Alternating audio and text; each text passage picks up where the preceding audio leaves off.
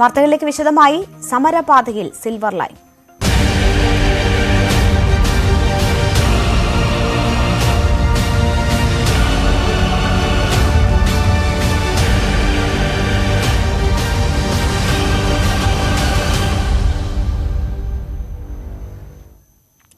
സംസ്ഥാനത്ത് അവസാനിക്കാതെ silver line വിരുദ്ധ പ്രതിഷേധം. കോട്ടയത്തും മലപ്പുറത്തും സംഘർഷമുണ്ടായി. കോട്ടയം നട്ടാശ്ശേരി കുഴിയാലിപ്പടിയിൽ കേരയിൽ ഉദ്യോഗസ്ഥർ സ്ഥാപിച്ച അതിരുകല്ല് പിഴുതെറിഞ്ഞു. കോഴിക്കോട് കല്ലായിയിലും എറണാകുളം ചോറ്റാനിക്കരയിലും സർവേ നടപടികൾ താൽക്കാലികമായി നിർത്തിവെച്ചു.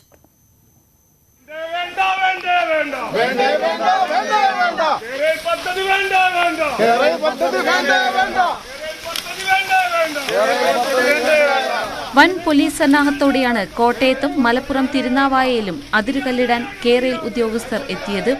കോട്ടയം കുഴിയാലിപ്പടിയിൽ പ്രദേശത്തേക്കുള്ള പ്രധാന വഴികളെല്ലാം അടച്ചും നാട്ടുകാരെ തടഞ്ഞുമായിരുന്നു നടപടി. എന്നാൽ റബ്ബർ തോട്ടങ്ങളിലൂടെയും കുറ്റിക്കാടുകളിലൂടെയും നാട്ടുകാർ പ്രതിഷേധവുമായി എത്തി.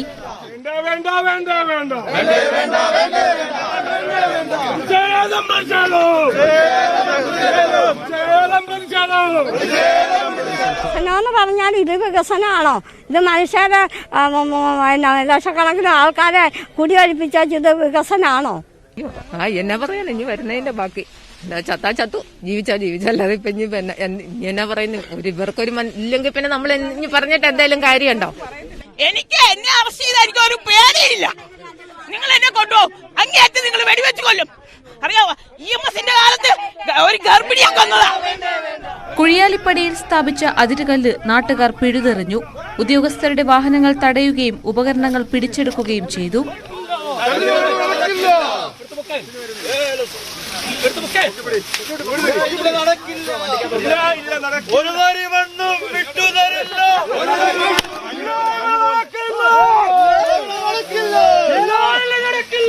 പ്രതിഷേധം ശക്തമായതോടെ ബലം പ്രയോഗിച്ച് കല്ലിടാനുള്ള ശ്രമത്തിൽ നിന്നും പോലീസ് പിൻവാങ്ങി.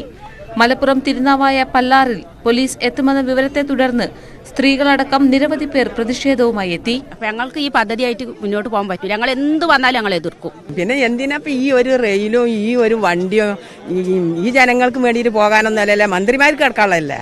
മന്ത്രിമാർക്ക് കിടക്കാനും വേണ്ടിയിട്ട് ഇപ്പൊ ഞങ്ങളെ ഇടങ്ങറാക്കിയിട്ട് ഒരു റെയിൽ പോകേണ്ട ആവശ്യമില്ല. പ്രതിഷേധം ശക്തമായതോടെ സർവേ നടപടികൾക്ക് ഉദ്യോഗസ്ഥർ എത്താൻ വൈകി. 12 മണിയോടെയാണ് പല്ലാറിൽ വൻ പോലീസ് സന്നാഹത്തോടെ ഉദ്യോഗസ്ഥർ എത്തിയത്. മുദ്രാവാക്യം വിളിച്ചും മനുഷ്യച്ചങ്ങല തീർത്തും ഉദ്യോഗസ്ഥരെ നാട്ടുകാർ തടഞ്ഞു. പോലീസ് എത്തിയതോടെ സംഘർഷമായി.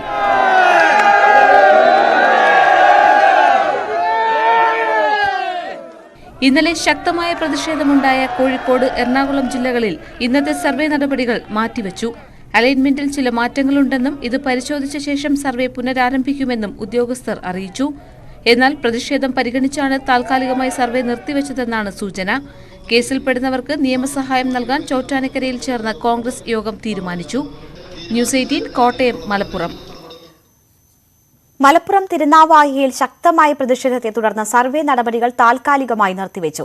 പല്ലാർ പാടശേഖരത്തിലാണ് സ്ത്രീകളടക്കം 100 കണക്കിന് പേർ പ്രതിഷേധിക്കാൻ സംഘടിച്ചെത്തിയത്. CV അനുമോദിന്റെ report. കേരയിൽ സർവേക്കെതിരെ വലിയ പ്രതിരോധമാണ് തിരുനാവായ പല്ലാറിൽ നമുക്ക് കാണാൻ സാധിച്ചത്. രാവിലെ 9 മണി മുതൽ തന്നെ ആളുകളുടെ വലിയ ഒരു ജനസഞ്ചയം തന്നെ പാടശേഖരത്തിൽ അണിനിരന്നിരുന്നു. പക്ഷേ 12 മണിയോടെയാണ് സർവേ നടപടികൾ ആരംഭിച്ചത്. സർവേ നടപടികൾ ആരംഭിക്കുവാനെത്തിയ ഉദ്യോഗസ്ഥരെ വഴിയിൽ വെച്ച് തന്നെ പ്രതിഷേധക്കാരും അതുപോലെ തന്നെ DCC അധ്യക്ഷൻ VS ജോയും അടങ്ങുന്ന സംഘം തടഞ്ഞു നിർത്തുകയും ഈ ഒരു സാഹചര്യത്തിൽ സർവേ നടത്തിയാൽ വലിയ പ്രത്യാഘാതം ഉണ്ടാകുമെന്നും വലിയ പ്രതിരോധം ഉണ്ടാകുമെന്നും അറിയിക്കുകയും കേരള ഉദ്യോഗസ്ഥർ അവരുടെ ഭാഗം വിശദീകരിക്കുകയും ചെയ്തു. തുടർന്ന് ഇന്നത്തെ സാഹചര്യം, ഈ പ്രതിഷേധവും അതിനെ തുടർന്നുണ്ടായ സാഹചര്യങ്ങളും ഉദ്യോഗസ്ഥർ മുകളിലേക്ക് ധരിപ്പിക്കുകയും തുടർന്ന് ഉച്ചഭക്ഷണത്തിന്റെ ഇടവേളയ്ക്ക് പിരിയുകയും ചെയ്തിട്ടുണ്ട്. ഇനി സർവേ ഉണ്ടാകുമോ ഇല്ലയോ എന്ന കാര്യത്തിൽ ഇപ്പോൾ ഒരു വ്യക്തത കൈവരാനുണ്ട്. നമ്മോടൊപ്പം ഇവരൊക്കെ തന്നെ രാവിലെ മുതൽ ഈ ഒരു പാടശേഖരത്തിൽ കേരളയിൽ സർവേക്ക് എത്തുന്ന ഉദ്യോഗസ്ഥരെ തടയുവാൻ വേണ്ടി അണിനിരക്കുന്നവരാണ്. രാവിലെ 8 മണിക്ക് വന്നിക്കണേ. തളർന്നുപോയോ? ക്ഷീണിച്ചിക്കണേ. എന്നാലും ഞങ്ങൾ പോവില്ല, ഇവിടെ തന്നെ ഉണ്ടാവും. നമുക്ക് ഞങ്ങൾ പോകാൻ വിശന്നിരിക്കുകയാണ്. ഞങ്ങൾ വിശപ്പ് സഹിച്ചിട്ട് ഭക്ഷണം കഴിക്കാനൊന്നും വീട്ടിലേക്കൊന്നും പോവാതിരിക്കുകയാണ്. ഞങ്ങൾ പോയാൽ അവർ വന്നാലോ, അപ്പൊ ഞങ്ങൾ പോവില്ല. ഭക്ഷണം കഴിച്ചിട്ടില്ലെങ്കിലും പോവില്ല. നിങ്ങൾ ഈ ഒരു ആളുകൾ ഇത്രയും നേരം അവിടെ വലിയ പ്രതിരോധം തീർത്തുകൊണ്ടാണ് അവര് തിരിഞ്ഞു പോയത്, താൽക്കാലികമായിട്ടെങ്കിലും പിരിഞ്ഞു പോയത്. എന്ത് തോന്നുന്നു? ഞങ്ങളെ പേടിയോണ്ട് പോയത്. ഞങ്ങൾ ഇരിക്കും, ഞങ്ങൾ ഇവരെ ഇനിയും തടയും, ഞങ്ങൾ തടയാതിരിക്കൂല. ബസ്സിന് തളർന്നിരുന്നാലും ഞങ്ങൾ പോവില്ല, ഇവിടെ തന്നെ ഇരിക്കും. ഞങ്ങൾ 4-5 മണിക്കൂറായ ഞങ്ങൾ കർഷക പാടത്തും പറമ്പിലും പണിയെടുക്കുന്ന ആൾക്കാരാണ്. ഞങ്ങൾക്ക് തീയും വെയിലൊന്നും ഒരു പ്രശ്നമുള്ള കാര്യമല്ല. അതുകൊണ്ട് ഞങ്ങളിവിടെ ഈ വെയിലത്ത് എപ്പോഴാ അവർ വരുന്നത് നോക്കിയിരിക്കും, പോവില്ല. ഭക്ഷണം കഴിച്ചിട്ടില്ലാതെ എനിക്കൊന്നും ഒരു തളർച്ചയും വരില്ല. കണ്ണൊട്ടിച്ച് വരാം. ഞങ്ങൾ ഉറക്കത്തിൽ പെട്ടാ ഓൽക്ക് വരാം, അല്ലാതെ ഞങ്ങളെ കണ്ണിന്റെ മുന്നിൽ ഓൽക്ക് വരാൻ പറ്റില്ല. അതിൽ കൂടി എന്റെ കണ്ണിലല്ല. എന്ത് പറഞ്ഞേ? ഈ പറഞ്ഞ മാതിരി തന്നെ പോവൂല, ഇവിടെ തന്നെ ഇരിക്കും. തീയിൽ മുളച്ച തന്നെയാണ്, വെയിലത്ത് വാടൂല. ഞങ്ങള് തീയിൽ മുളച്ചവരാണ്, വെയിലത്ത് പാടില്ല. കണ്ണിൽ എണ്ണ ഒഴിച്ച് ഈ ഒരു സർവേ നടത്താൻ വരുന്നവരെ കാത്തിരിക്കുകയാണ് ഈ പാടശേഖരത്തിൽ ഇവരെല്ലാം. അതുകൊണ്ട് തന്നെ വലിയ പ്രതിഷേധം, വലിയ പ്രതിരോധം ഈ ഒരു നടപടിക്ക് ഉണ്ടാകുമെന്ന് ഉറപ്പാണ്. ഉച്ചയ്ക്ക് ശേഷം സർവേ ഉണ്ടാകുമോ എന്ന് വ്യക്തമായിട്ടില്ല. പക്ഷേ സർവേ നടപടികളുമായി ഉദ്യോഗസ്ഥരെത്തിയാൽ നേരത്തെ തടഞ്ഞതുപോലെ ശക്തമായ പ്രതിരോധം തീർക്കുമെന്ന് തന്നെയാണ് ഈ പാടശേഖരത്തിൽ പ്രതിരോധവുമായി എത്തിയ നാട്ടുകാർ പറയുന്നത്. CV അനുമോദിന്റെ റിപ്പോർട്ടാണ് കണ്ടത്. കോട്ടയം കുഴിയാലിപ്പടിയിൽ അതിരുകല്ലിടാനെത്തിയ ഉദ്യോഗസ്ഥരും പോലീസുകാരും ഇനിയും പിരിഞ്ഞു പോയിട്ടില്ല. സ്ഥലത്ത് നാട്ടുകാരും സംഘടിച്ചെത്തിയിട്ടുണ്ട്. വിവരങ്ങളുമായി ജി ശ്രീജിത്ത് ചേരുകയാണ്. ശ്രീജിത്ത്, ഇന്നലെയും ഇന്ന് രാവിലെയും ഒക്കെ വലിയ പ്രതിഷേധം അവിടെ ഉയർന്നതാണ്. ഒരു ഘട്ടത്തിൽ സംഘർഷത്തിന്റെ വക്കിലേക്ക് വരെ പോയതാണ്. തിരുവഞ്ചൂർ രാധാകൃഷ്ണൻ ഉൾപ്പെടെയുള്ള നേതാക്കൾ അവിടെ ഉണ്ടായിരുന്നു. ഇപ്പോഴെന്താണ് സാഹചര്യം? നേതാക്കൾ ഉൾപ്പെടെയുള്ളവർ ഇപ്പോഴും സ്ഥലത്തുണ്ടോ?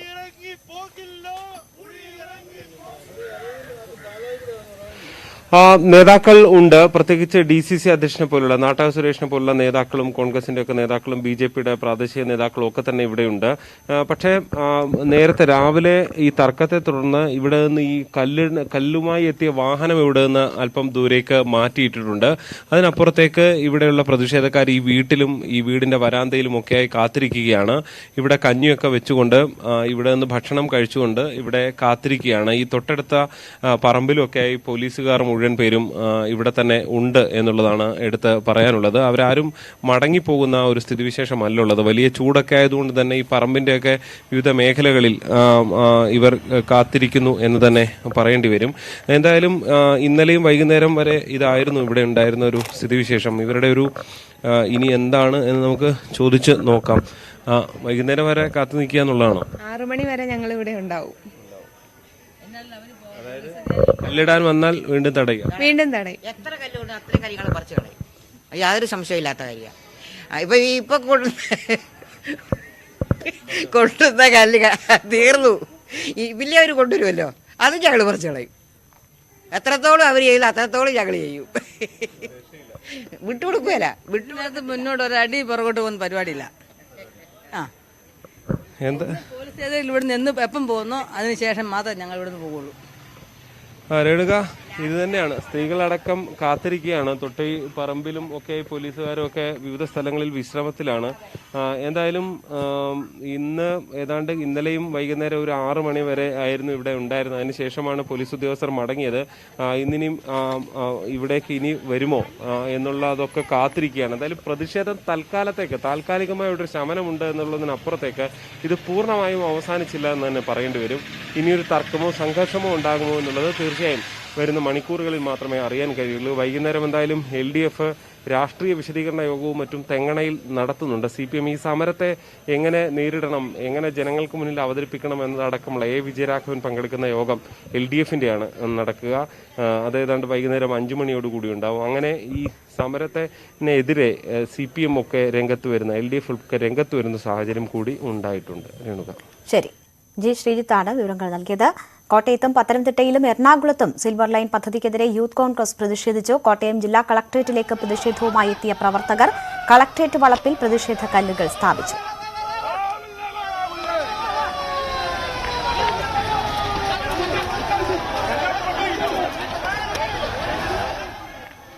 പ്രതിഷേധക്കാരെ പോലീസ് തടയാൻ ശ്രമിച്ചതോടെ പത്തനംതിട്ട ജില്ലാ കളക്ടറേറ്റിന് മുന്നിലും സംഘർഷമുണ്ടായി. പോലീസ് ജലപീരങ്കി പ്രയോഗിച്ചു.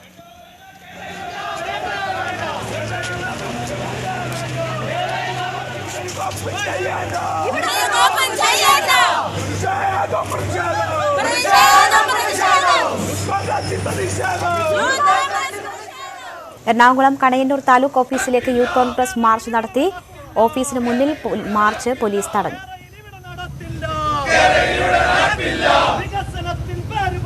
വികസനത്തിൻ പേര് പറഞ്ഞ് പാവപ്പെട്ട ജനങ്ങളെ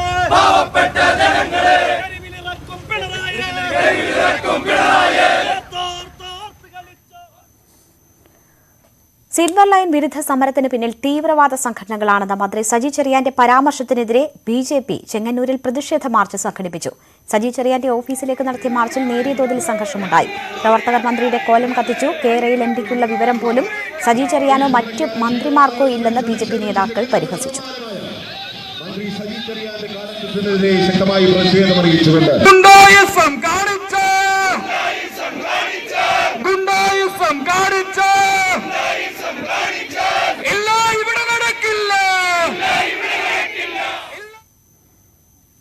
ഇടവേളയാണ്. കൂടുതൽ വാർത്തകൾക്കും വിശദാംശങ്ങൾക്കും malayalam.news18.com സന്ദർശിക്കുക.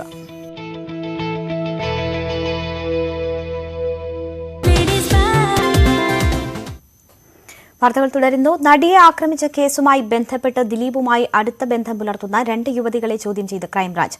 മലയാള സിനിമയിലെ മുൻനിര നടിയെ ഉടൻ ചോദ്യം ചെയ്തേക്കും. ചോദ്യം ചെയ്യലിന് ഹാജരാകാൻ ആവശ്യപ്പെട്ട് ദിലീപിനും നോട്ടീസ് നൽകും. ദിലീപുമായി അടുത്ത ബന്ധമുള്ള വ്യവസായ സംരംഭം കൂടിയായ സീരിയൽ താരം, പബ്ലിക് റിലേഷൻ മേഖലയിൽ പ്രവർത്തിക്കുന്ന യുവതി എന്നിവരെയാണ് ക്രൈംബ്രാഞ്ച് ചോദ്യം ചെയ്തത്. നടി ആക്രമിക്കപ്പെട്ട സംഭവവുമായി ബന്ധപ്പെട്ട കാര്യങ്ങൾ ഇരുവരുമായും ദിലീപ് ചർച്ച ചെയ്യുന്നതായാണ് വിവരം. ഇതിന്റെ ഫോൺ രേഖകൾ അന്വേഷണ സംഘത്തിന് ലഭിച്ചു. വിവാഹശേഷം സിനിമയിൽ നിന്ന് വിട്ടുനിൽക്കുകയും അടുത്തിടെ സിനിമാ ലോകത്തേക്ക് തിരികെ വരികയും ചെയ്ത നടിയുമായും ദിലീപ് തുടർച്ചയായി ആശയവിനിമയം നടത്തിയതായി കണ്ടെത്തിയിട്ടുണ്ട്. വ്യക്തിബന്ധത്തിനപ്പുറം ഇരുവരും തമ്മിൽ കേസ് സംബന്ധിച്ച ആശയവിനിമയം നടന്നുവെന്നാണ് പരിശോധിക്കുന്നത്. മൊഴി നൽകാൻ ഹാജരാവുന്നതിനായി നടിക്ക് ഉടൻ നോട്ടീസ് നൽകുമെന്നാണ് സൂചന.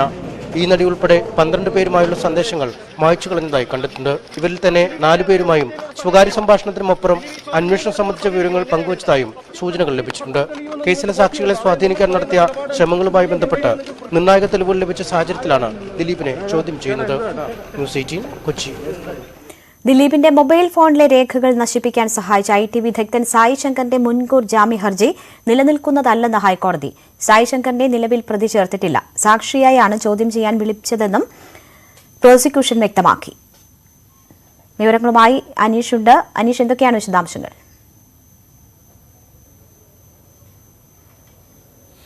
കോഴിക്കോട് സ്വദേശിയായ IT വിദഗ്ധൻ സായി ശങ്കറിന്റെ സഹായത്തോടു കൂടിയാണ് ദിലീപ് മൊബൈൽ ഫോണിൽ നിന്നുള്ള മെസ്സേജുകളും മറ്റും ഡിലീറ്റ് ചെയ്തതെന്ന് നേരത്തെ അന്വേഷണ സംഘം കണ്ടെത്തിയിരുന്നു. ഇതിന്റെ അടിസ്ഥാനത്തിൽ ഇയാൾക്ക് നോട്ടീസ് നൽകി ചോദ്യം ചെയ്യലിന് ഹാജരാവണമെന്ന നിർദ്ദേശവും നൽകി. എന്നാൽ ഈ ചോദ്യം ചെയ്യലിൽ നിന്ന് പൂർണ്ണമായി ഒഴിഞ്ഞുമാറി പോലീസ് പീഡിപ്പിക്കുന്നത് എന്ന് ചൂണ്ടിക്കാട്ടി ഒരു ഹർജിയും മുൻകൂർ ജാമ്യം തേടിയുള്ള മറ്റൊരു ഹർജിയും ഫയൽ ചെയ്യുകയായിരുന്നു. ഇതിൽ മുൻകൂർ ജാമ്യ ഹർജി പരിഗണിച്ചപ്പോഴാണ് ഇയാളെ ഈ കേസുമായി ബന്ധപ്പെട്ട് പ്രതി ചേർത്തിട്ടില്ല എന്ന് പ്രോസിക്യൂഷൻ വ്യക്തമാക്കിയത്. അതുകൊണ്ട് തന്നെ കേസിൽ പ്രതിയില്ലാത്ത ഒരാൾക്ക് അറസ്റ്റ് ഭീഷണിയുണ്ട് എന്ന് പറയാൻ കഴിയില്ല.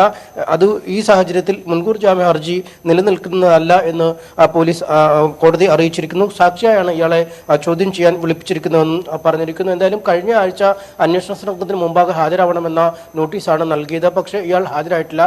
കോഴിക്കോട്ടെ വീട്ടിലടക്കം പരിശോധന നടത്തിയെങ്കിലും കണ്ടെത്താൻ കഴിഞ്ഞിട്ടില്ല. ഇയാൾ ഒളിവിലാണ് എന്നാണ് പോലീസ് പറയുന്നത്. എന്തായാലും 7 ദിവസത്തിനുള്ളിൽ അന്വേഷണ സംഘത്തിന് മുമ്പാകെ ഹാജരാകാം എന്ന് കോടതിയിൽ സായി ശങ്കർ അറിയിച്ചിട്ടുമുണ്ട്. രേണുക.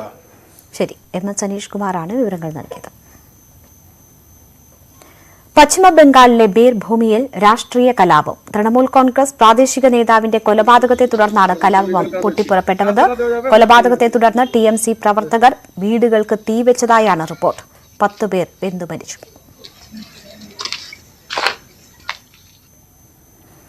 കൂടുതൽ വിവരങ്ങളുമായി KP അഭിലാഷ് ചേരുന്നു. അഭിലാഷ്, എന്തൊക്കെയാണ് ലഭ്യമാകുന്ന റിപ്പോർട്ടുകൾ? ബീർഭൂമിയിലെ ഇപ്പോഴത്തെ സാഹചര്യം സംബന്ധിച്ച് അറിയാൻ കഴിയുന്നത് എന്തൊക്കെയാണ്? രേണുക, ബീർഭൂമിലെ പാദ്ഗോയ് എന്ന് പറയുന്ന പ്രദേശത്താണ് ഈ സംഘർഷം ഉണ്ടായത്. കഴിഞ്ഞ ദിവസം രാത്രിയിൽ ബാദു ഷെയ്ഖ് എന്ന തൃണമൂൽ കോൺഗ്രസിന്റെ പ്രാദേശിക നേതാവ് കൊല്ലപ്പെടുകയാണ് ഉണ്ടായത്. അദ്ദേഹത്തിന്റെ വസതിയോട് ചേർന്നുള്ള കടയിൽ വെച്ച് അജ്ഞാത സംഘം ആണ് ഇദ്ദേഹത്തെ വധിച്ചത്. ഇദ്ദേഹത്തിന് നേരെ ബോംബ് എറിയുകയായിരുന്നു സംഘം ചെയ്തത്. അതിനുശേഷം ഈ സംഘം അവിടെ നിന്ന് രക്ഷപ്പെടുകയും ചെയ്തു. ആ പ്രദേശത്തെ അറിയപ്പെടുന്ന ഒരു നേതാവ് കൂടിയാണ് ബാദു ഷെയ്ഖ്. ഇതേ തുടർന്ന് തൃണമൂൽ കോൺഗ്രസ് പ്രവർത്തകർ അക്രമാസക്തരാവുകയും വീടുകൾക്ക് തീയിടുകയും തീയിടുകയുമാണ് ചെയ്തത്. 20ഓളം വീടുകൾക്ക് തീയിട്ടു. ഈ തീയിടുന്നതിന് മുമ്പ് തന്നെ ഈ വീടുകളെല്ലാം തന്നെ അടച്ചുപൂട്ടിയ ശേഷമാണ് ഇത്തരത്തിൽ തീയിട്ടത് എന്നാണ് ഇപ്പോൾ ലഭിക്കുന്ന റിപ്പോർട്ടുകൾ. 10 മൃതദേഹങ്ങളും പൂർണ്ണമായും കത്തിക്കരിഞ്ഞ നിലയിൽ തന്നെയാണ് കണ്ടെത്താനും സാധിച്ചത്. പോലീസ് ഇപ്പോൾ വലിയ തോതിലുള്ള അന്വേഷണം ആരംഭിച്ചിട്ടുണ്ട്. അതോടൊപ്പം തന്നെ പ്രദേശത്ത് വലിയ പോലീസ് സന്നാഹം തുടരുന്നുമുണ്ട്. എന്നാൽ തൃണമൂൽ കോൺഗ്രസ് ഈ അക്രമവുമായി ബന്ധപ്പെട്ട ആരോപണങ്ങൾ തള്ളിക്കളയുകയാണ്. ഇത്തരത്തിൽ ഒരു ആക്രമണവും തൃണമൂൽ കോൺഗ്രസ് പ്രവർത്തകരുടെ ഭാഗത്ത് നിന്ന് ഉണ്ടായിട്ടില്ല എന്നാണ് പറയുന്നത്. ഈ മരിച്ച ആൾ ഒരു വ്യാപാരി കൂടിയായിരുന്നു. ഇതേ തുടർന്ന് പ്രദേശത്തുള്ള 2 സംഘങ്ങൾ തമ്മിലുണ്ടായ തർക്കം ആണ് ഇത്തരത്തിൽ ഒരു കൂട്ടക്കൊലയിലേക്ക് അടക്കം കലാശിച്ചത് എന്നാണ് പറയുന്നത്. നേരത്തെ തൃണമൂൽ കോൺഗ്രസിന്റെ ജനറൽ സെക്രട്ടറി കുനാൽ ഘോഷ് നടത്തിയ പ്രതികരണത്തിൽ ഇതിന് പാർട്ടിയുമായി ഒരു ബന്ധവുമില്ല എന്ന തരത്തിൽ പ്രതികരിക്കുന്നു. അതേസമയം ഈ ബീർഭൂമിലെ പ്രാദേശിക നേതാവ്, തൃണമൂൽ കോൺഗ്രസിന്റെ പ്രാദേശിക നേതാവ് പ്രതികരിച്ചത് വീടുകൾക്ക് തീപിടിച്ചത് ഷോർട്ട് സർക്യൂട്ട് മൂലമാണ് എന്നാണ്. എന്തായാലും ഇപ്പോൾ ഈ നേതാക്കളുടെ ഭാഗത്ത് നിന്ന് തന്നെ വ്യത്യസ്തമായ അഭിപ്രായ പ്രകടനങ്ങളാണ് വരുന്നത്. പക്ഷേ പ്രതിപക്ഷ പാർട്ടികൾ ഒരേ സ്വരത്തിൽ പറയുന്നത് ഈ ആക്രമണത്തിന് പിന്നിൽ തൃണമൂൽ കോൺഗ്രസ് തന്നെയാണ് എന്നാണ്. മുഖ്യമന്ത്രി മമതാ ബാനർജി രാജിവെക്കണം എന്നാണ് BJP ആവശ്യപ്പെട്ടിട്ടുള്ളത്.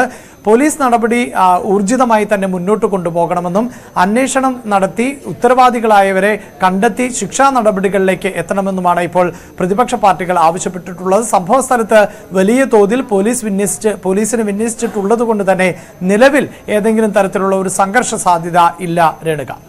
ശരി, KP അഭിലാഷാണ് വിവരങ്ങൾ നൽകിയത്. കേന്ദ്ര സർവകലാശാലകളിലെ പ്രവേശനത്തിന് ഇനി മുതൽ പൊതുപ്രവേശന പരീക്ഷ. +2 മാർക്കുകൾ പ്രവേശനത്തിനായി പരിഗണിക്കില്ല. പൊതുപ്രവേശന പരീക്ഷയിൽ ലഭിക്കുന്ന മാർക്കിന്റെ അടിസ്ഥാനത്തിലാകും പ്രവേശനം അനുവദിക്കുകയെന്ന് കേന്ദ്ര സർക്കാർ അറിയിച്ചു. JNU, ഡൽഹി തുടങ്ങിയ രാജ്യത്തെ 45 കേന്ദ്ര സർവകലാശാലകൾക്ക് തീരുമാനം ബാധകമാണ്. +2 സിലബസ് അടിസ്ഥാനമാക്കിയുള്ള ചോദ്യങ്ങളാകും പ്രവേശന പരീക്ഷയിൽ ഉണ്ടാവുക. മലയാളം അടക്കം 13 ഭാഷകളിൽ പരീക്ഷ എഴുതാൻ സൗകര്യം ഉണ്ടാകും.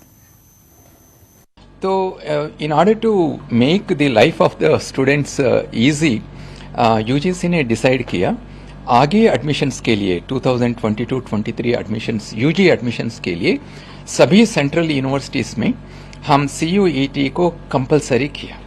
ये एग्ज़ाम हम फर्स्ट वीक ऑफ जुलाई में कंडक्ट करेंगे और इसका application process April first week में शुरू होगा. और इसमें और एक विषय है, students can write this computer based test in their own language.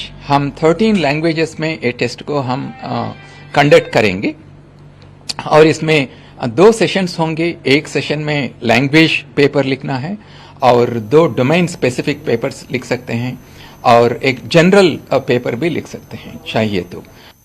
ഇടവേള.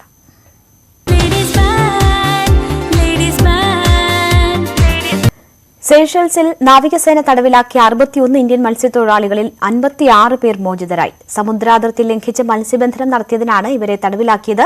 ബോട്ടുകളിലെ ക്യാപ്റ്റന്മാരായ 5 തമിഴ്നാട്ടുകാരെ സെൽഷെയ്സ് സുപ്രീംകോടതി 14 ദിവസത്തേക്ക് റിമാൻഡ് ചെയ്തു. മോചിതരായവരിൽ 2 പേർ മലയാളികളും 5 പേർ അസംകാരും ബാക്കി തമിഴ്നാട്ടുകാരുമാണ്. ഇവരെ വ്യോമസേനാ വിമാനത്തിൽ നാട്ടിലെത്തിക്കാൻ ഇന്ത്യൻ ഹൈക്കമ്മീഷണറുടെ നേതൃത്വത്തിൽ ശ്രമം തുടങ്ങി. കൊടും ചൂടിൽ പക്ഷിമൃഗാദികൾക്ക് കുടിവെള്ളം എത്തിച്ച് മാതൃകയാവുകയാണ് മലപ്പുറം ചീക്കോട് സ്വദേശി അബ്ദുൾ സലാം. 200-ലധികം പാത്രങ്ങളിലാണ് അബ്ദുൾ സലാം ദിവസേന വെള്ളം നിറയ്ക്കുന്നത്. വാഴക്കാട്, ചീക്കോട്, പുളിക്കൽ പ്രദേശങ്ങളിൽ പക്ഷിമൃഗാദികൾക്കായി കുടിവെള്ളം എത്തിക്കുകയാണ് മാണിപ്പറമ്പത്ത് അബ്ദുൾ സലാം.